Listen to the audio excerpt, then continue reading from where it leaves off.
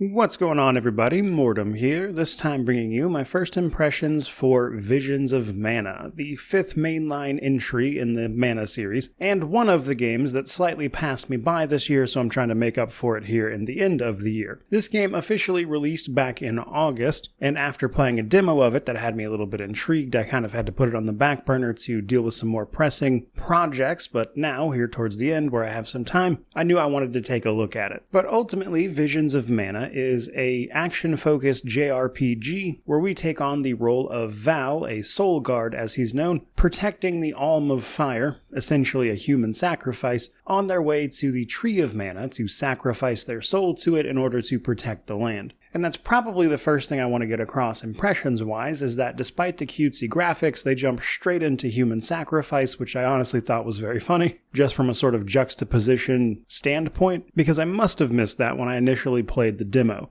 But you combine the elements of exploration, questing, that action-focused combat system, and some interesting progression systems, and you have my interest at the very least. Though it's probably worth a mention that this game unfortunately didn't seem to have captured enough interest, as the studio that actually developed it was shut down, even though Square Enix owns the property itself. But otherwise, let's get into it. Happy to say this game seems to be running well for me at the very least. I've seen a few reports of some technical issues here and there, but by and large it seems to be good. The only sort of issue I had is that the keyboard and mouse controls for this one, like many a JRPG, are a little wonky. Somewhat bizarrely, the keybinds themselves are actually pretty good, but they have all of the more intuitive options set as secondary key bindings for you, meaning that while you walk up to a character and it says Z to interact, which is a little weird, you can actually just left click and it'll do it as the default, but once I got used to that, again, pretty solid. Now, story-wise, as I mentioned, we are effectively